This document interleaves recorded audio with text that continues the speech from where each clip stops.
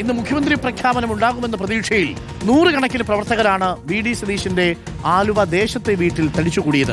സതീശൻ മുഖ്യമന്ത്രിയാകുമെന്ന പ്രതീക്ഷയിൽ ആഘോഷങ്ങൾക്കുള്ള തയ്യാറെടുപ്പുകളും പ്രവർത്തകർ നടത്തിയിരുന്നു.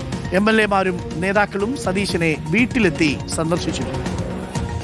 മുഖ്യമന്ത്രി പ്രഖ്യാപനം ഇന്ന് വരുമെന്ന് പ്രതീക്ഷിച്ച് ആകാംക്ഷയോടെയാണ് രമേശ് ചെന്നിത്തലയുടെ ഹരിപ്പാട്ടെ ഓഫീസിൽ നേതാക്കളും അണികളും ഇരുന്നത്. പ്രഖ്യാപനം ഇന്നില്ല എന്നറിഞ്ഞപ്പോൾ എല്ലാവരും നിരാശരായി. 1-ാം നമ്പർ സ്റ്റേറ്റ് കാറിൽ തങ്ങളുടെ പ്രിയപ്പെട്ട നേതാവ് ഹരിപ്പാട്ടേക്ക് എത്തുമെന്നുറപ്പിച്ചു പറഞ്ഞാണ് പ്രവർത്തകർ ഓഫീസിൽ നിന്നും മടങ്ങിയത്.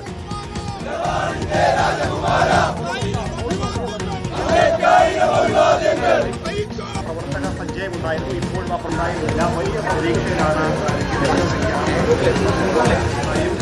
എല്ലാ വിധത്തിലും രമേശ് ചെന്നിത്തലയാണ് ഈ പദവിക്ക് യോഗ്യൻ എന്നുള്ള തരത്തിലാണ് ഇപ്പോൾ രമേശ് ചെന്നിത്തല